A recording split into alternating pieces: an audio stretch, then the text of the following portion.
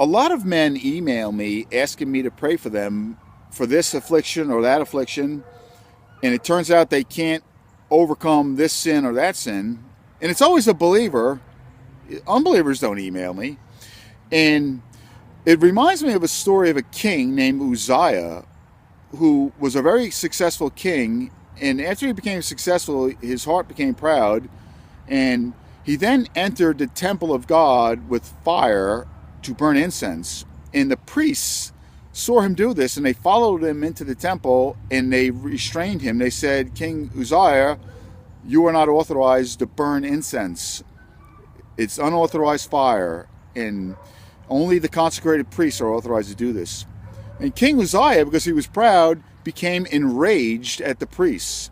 And after he became enraged, leprosy broke out on his forehead, and the priests were shocked and wanted to rush him out of there quickly. And indeed, the king himself was eager to leave the temple. And it's amazing how when the trials that we experience, when they become difficult enough, it's at that point that we recognize that we do indeed have the ability to obey. And another thing about that story is that the leprosy did not break out on this king's forehead when he went in there with the fire as he was doing something wrong. It wasn't until he rejected the correction of the priest. It was at that point that the leprosy broke out on his forehead. I can recall a time when, not long after I got saved, and I guess I got saved August 19th, 1991, but it wasn't too long after that, 92 or 93, that I was already backsliding. And I was living next door to a woman that I was lusting after. And she was a go-go dancer. And she always dressed in sexy clothing.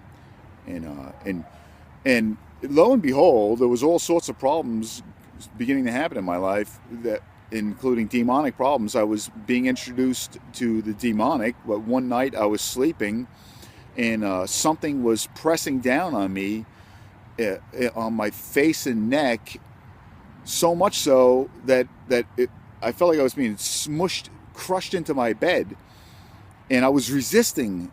I was resisting really hard, and I found that I was resisting by the clenching of my teeth. It was one of the ways I was resisting. I was clenching my teeth really hard. And then when I woke up in the morning and I went to the bathroom to brush my teeth, I noticed my gums were bleeding. And that's not the only experience I had. I also found that I was not able to really look at people in the eye. I was ashamed, I guess. Not even knowing that I was ashamed, but I couldn't look them in the eye, I guess because of shame that was on me, without even knowing it was on me. I just was wondering what's wrong with me. So once the pain of affliction becomes great enough, then we turn away from what we think we need.